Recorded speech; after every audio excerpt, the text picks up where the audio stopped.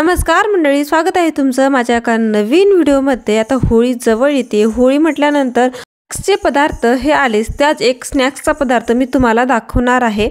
तर अगदी सोपा आहे, अगदी कमी वेळामध्ये चविष्ट अशी ही रेसिपी बनून तयार होते। तर इथे मी बटाटे घेतलेले आहेत 2। तर तुम्हाला किती बनवायचे त्याच्यानुसार तुम्ही इथे बटाटे वाढवू शकता। तिथे अगदी थोडंसं बनवून दाखवणार आहे तुम्हाला। त्याच्यासाठी 2 बटाटे घेतलेले आहेत। फक्त कच्चेच बटाटे आपल्याला स्वच्छ धुवून घ्यायचे आहेत। त्याच्यानंतर आपल्याला साल काढून घ्यायचा आहे आणि आपल्याला अशा प्रकारे खिसून घ्यायचा आहे। बारीक खिसणीने खिसून घ्यायचा आहे, जाड खिसणीने खिसू नका, बारीक खिसणीने खिसून घ्या। तर अशा प्रकारे 2 बटाटे मी साल काढून छान खिसून घेतलेले आहेत।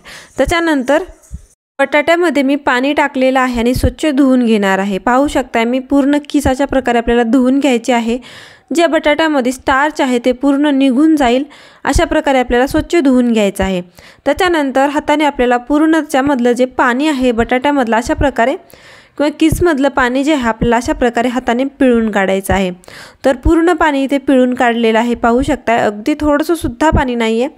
त्याच्यानंतर 2 चमचा मी इथे कॉर्नफ्लॉवर टाकलेला आहे, अर्धा चमचा मी टाकलेला आहे इथे धने पावडर, त्याच्यानंतर 1 चमचा काश्मीरी रेड चिली पावडर, अर्धा चमचा गरम मसाला टाकलेला आहे, चवीप्रमाणे मीठ टाकायचे आपल्याला आणि चाट मसाला असेल तर तुम्ही ते अर्धा चमचा टाका, त्याच्याने चव खूप छान येते। आता आपल्याला पूर्ण हे मिक्स करून घ्यायचं आहे। तर पूर्ण बटाट्यामध्ये हे मसाले आपल्याला मिक्स करून घ्यायचे आहेत। तर थोडंसं मीठ टाकल्यामुळे काय होतं, लगेच बटाट्याला पाणी सुटतं, म्हणून आपल्याला पटापट अशा प्रकारे मिक्स करून घ्यायचं आहे। तर सगळीकडे हे मसाले लागले पाहिजेत, कॉर्नफ्लॉवर मिक्स झालं पाहिजे, अशा प्रकारे आपल्याला बटाट्यामध्ये हे मिक्स करून घ्यायचं आहे। तर पाहू शकता इथे छान मी मिक्स करून घेतलेला आहे आणि काश्मीरी रेड चिली पावडर टाकल्याने काय होतं, कलर खूप मस्त येतो। तर पाहू शकता पूर्ण बटाट्याच्या किसला कलर किती छान आलेला आहे। आता पूर्ण आपल्याला हे मिक्स करून झाल्यानंतर आता काय करायचं, आपल्याला अगदी थोडंसं बटाट्याचा किस आपल्याला हातात घ्यायचा आहे आणि त्याचा अशा प्रकारे गोळा बनवून घ्यायचा आहे। तर व्हिडिओत मी दाखवले तशा प्रकारे आपल्याला ह्याची साईज बनवून घ्यायची आहे। तर जास्त मोठं नाही बनवते, अगदी थोडंसं मी किस घेतलेलं आहे बटाट्याचं आणि एक छानसा गोळा बनवून घेतलेला आहे। दाबून दाबून आपल्याला छानसा गोळा बनवून घ्यायचा आहे।